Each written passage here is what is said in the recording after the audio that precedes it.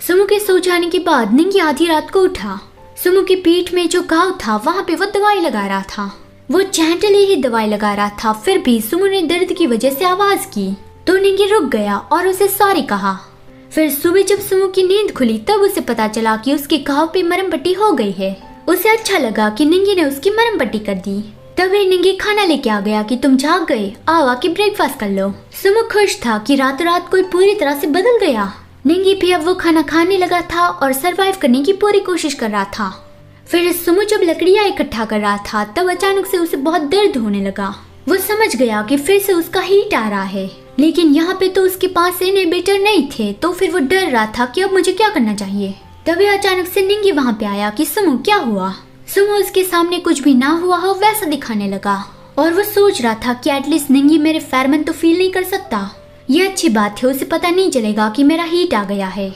उसने कहा कि खाना खत्म हो गया है तो फिर चलो कुछ फ्रूट्स लेने चलते हैं। वो दोनों अलग अलग होके फ्रूट्स ढूंढ रहे थे और इस तरह से फायदा भी हो गया कि हम अलग अलग होके फ्रूट्स ढूंढ रहे थे, इसलिए हमने काफी सारे ढूंढ लिए।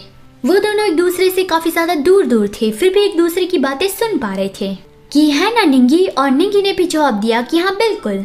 फिर सुमो को प्यास लगी थी तो वो कैबिन में पानी पीने गया। तब निंगी अंदर ही बैठा था और वो पानी पीने ही वाला था। सुमो को देखकर उसने पूछा कि क्या तुम भी थोड़ा पानी पीना चाहते हो, लेकिन सुमो चाहने लगा कि पानी बहुत ही गर्म है, मैं थोड़ी देर बाद पीऊंगा। निंगी कंफ्यूज था कि पानी गर्म कैसे हो सकता है, ये तो एकदम ही तरोताजा ठंडा ठंडा पानी है। फिर वो लोग फिशिंग के लिए गए। वहाँ पे भी सुमो उससे बहुत ज्यादा दूर दूर रह रहा था। पूरे दिन इस तरह से सुमो उससे दूर दूर रहा तो निंगी उदास हो गया। फिर रात को सुमो सोने के लिए दूसरी जगह ढूंढ रहा था। उसने रीजन ये बताया कि हम दोनों के सोने के लिए ये जगह बहुत ही छोटी है, लेकिन निंगी ने उसे बाहर नहीं जाने दिया। उसे उल्टा करके धक्का दिया और उसके ऊपर आ गया और कहा कि अभी तुम्हारा हीट आने वाला है, तुम कहाँ पे जा रहे हो। सुमो का हीट आ गया था, उसकी धड़कन बहुत ज्यादा तेज हो गई थी और उसके फेरोमोन ग्लैंड पे उसे बहुत ज्यादा हॉट फील हो रहा था। ये वाला हीट उसके पहले वाले सारे हीट से थोड़ा अलग फील हो रहा था।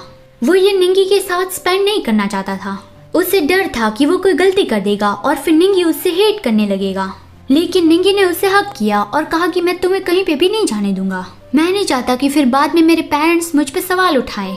सुमो उससे दूर होने की कोशिश कर रहा था, लेकिन निंगी उसे दूर नहीं जाने दे रहा था कि शांत हो जाओ, भले मैं तुम्हारे फेरोमोन फील ना कर पाऊँ, लेकिन मैं अपने फेरोमोन इस्तेमाल करके तुम्हें अच्छा महसूस करवा सकता हूँ।